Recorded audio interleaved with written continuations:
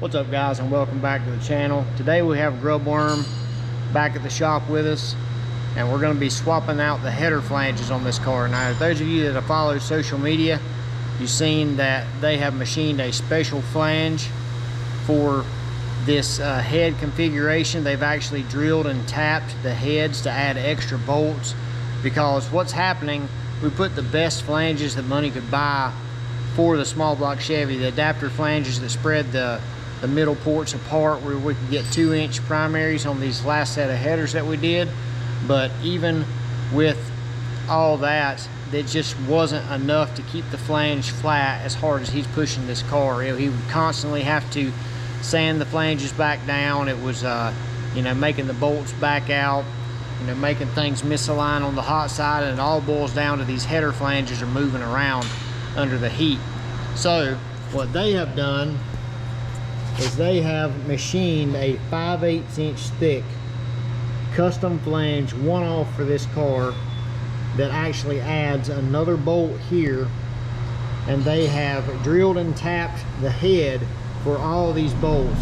So basically there's 2 bolts per primary, kind of like a big block has.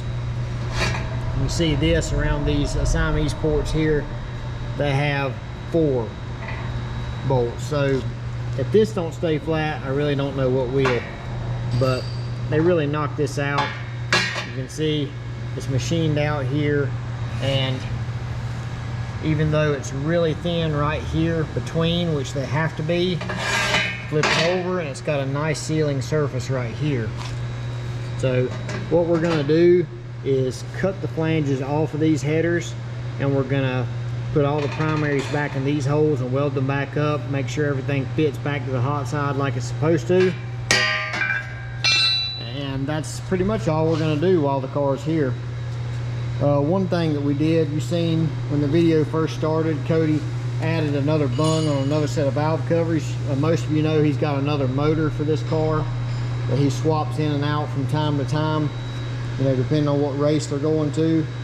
And it is a spare motor as well. If they travel, a long way, like to Texas or something like that, they got a spare motor with them. So that motor will have all the plumbing, valve covers, everything on it. Nothing will have to be switched over. I think he even has a separate dry sump tank for that motor as well.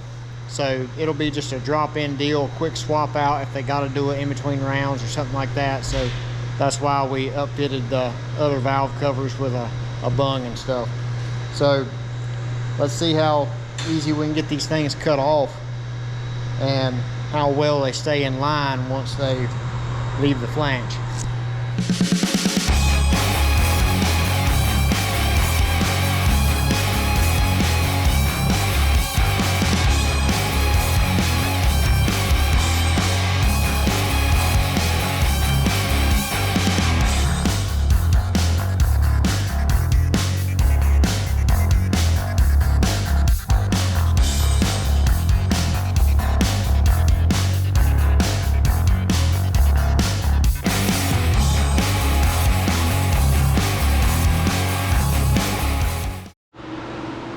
One side done.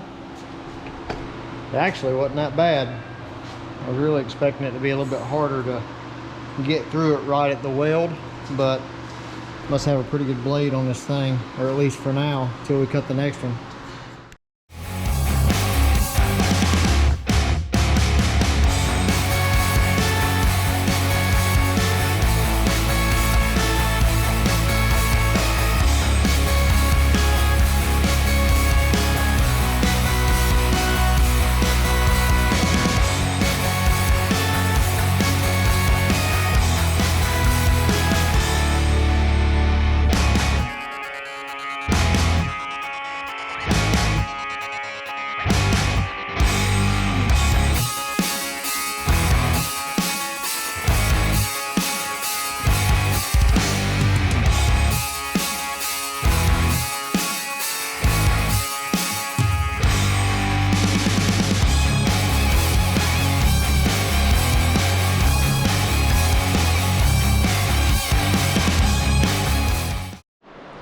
Fast forward a good bit of time and we've got the old headers on the new flanges.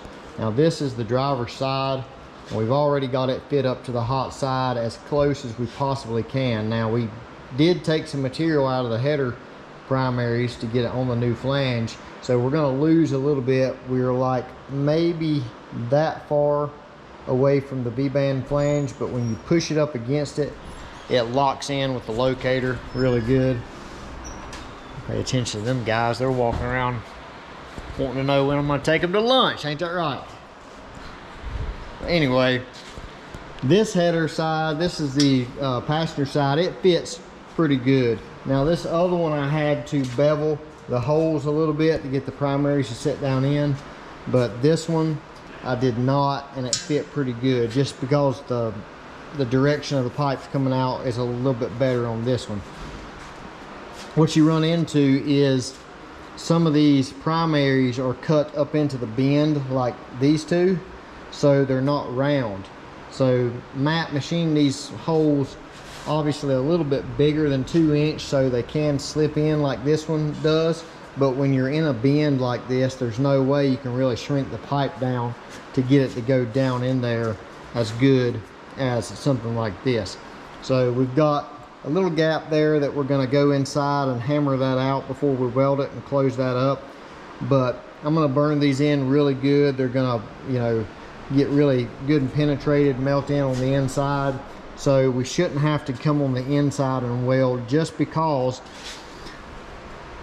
it's going to be really hard with the shelf that these have to match up to the head ports, getting in the inside and welding anything. I'm going to try, but probably won't be able to because it's kind of under that shelf where the actual primary is. So this one this is the passenger side again. We still have yet to put this one on the car and double check fitment with the hot side. So after we get back from lunch, we're going to do that and see how close it is. You know, again, trying not to pry on the hot side or put it under any kind of pressure to make it fit. We're just going to get them as close as we possibly can and weld the headers up, and then if the hot side needs finesse a little bit, we can deal with that when the time comes, maybe Monday. So just keeping you updated. Tick has had their media guys here this morning doing a lot of filming, picture taking, question asking. So y'all have kind of missed the whole process up to this point, which is fine, because up to this point it's been a lot of prying and grinding, and not a lot of video fun stuff, I guess. So the stuff I usually leave out, all the headaches that come along with fabrication. So that's where we're at. So we'll keep on trucking and see if we can get these things fit up.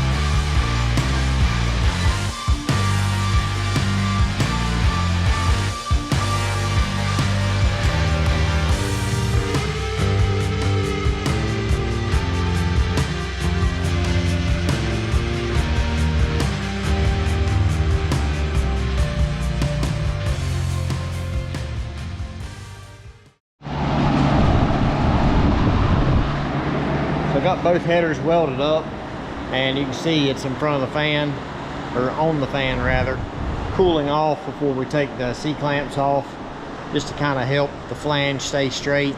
There's really no way, I mean, you can bolt the thing down, let it cool down, it's still gonna banana just a little bit, but it's not the other one. We checked it before we put it on.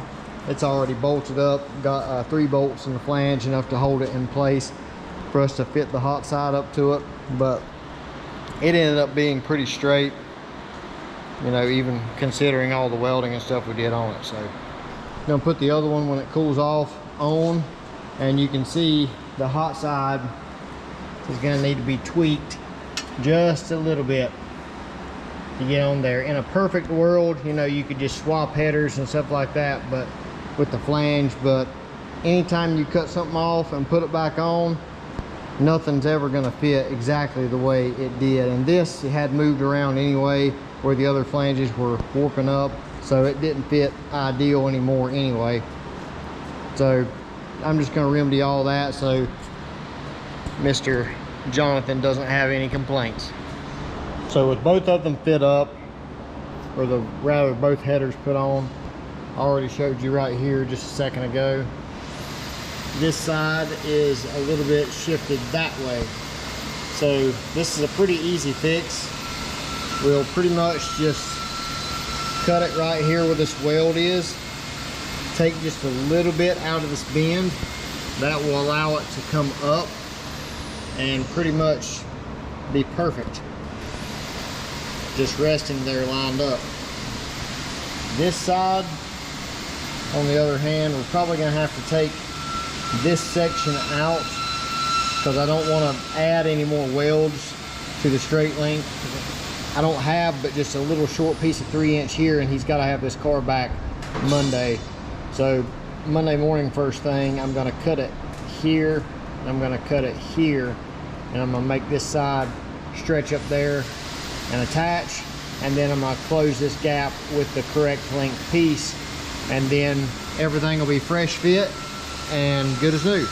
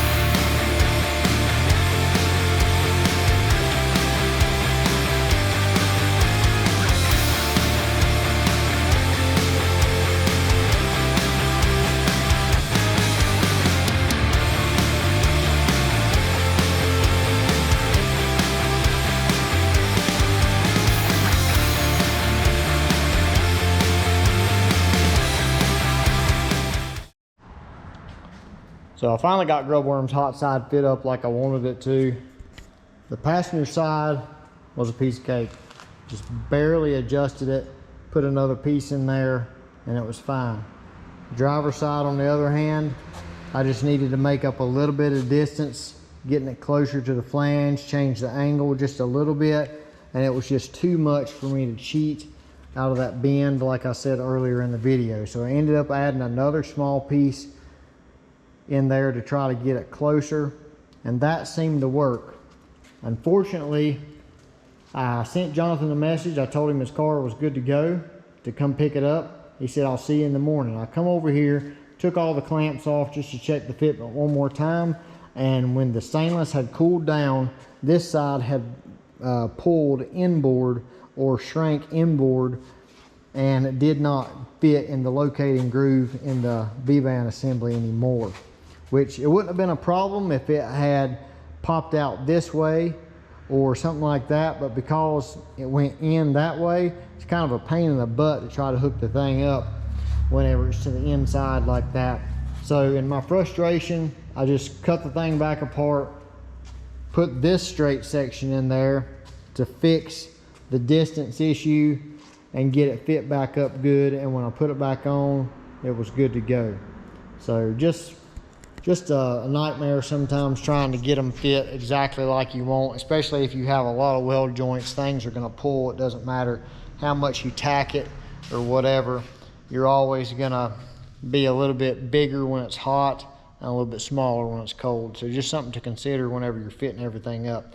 But everybody knows on this car, we cannot put any type of double slip or anything like that, just the way the hot side's designed. It'll just jackhammer that stuff apart and won't last long at all, and it'll end up causing him problems at the racetrack. So done been down that road.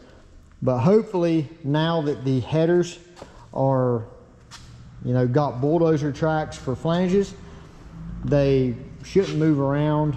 They shouldn't. They should be a lot more rigid than they was, because the other flanges were definitely flexing. You could tell just by how much they was warping. So that should keep the hot side in check as far as it moving around or having the availability to move around. So we wish Jonathan luck on the upcoming races. Be watching. They have a YouTube channel, Tick Performance. Go over there and subscribe to them and check out all the updates from the racetrack and stuff. I think they're going to try to start putting more and more videos.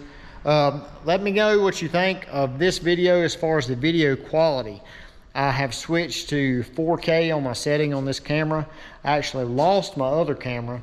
I got a new one and it'll do 5K, so I'm going to try to do the very highest quality videos that I can from now on, even though it makes this camera super hot holding it. But all my other videos are just in 1080, and I've noticed that they're not quite as clear as I want them to be, and not quite as clear as a lot of other videos I see on YouTube. So hopefully switching to 4K will really improve the quality. We'll see whenever I get done editing this video. But for right now,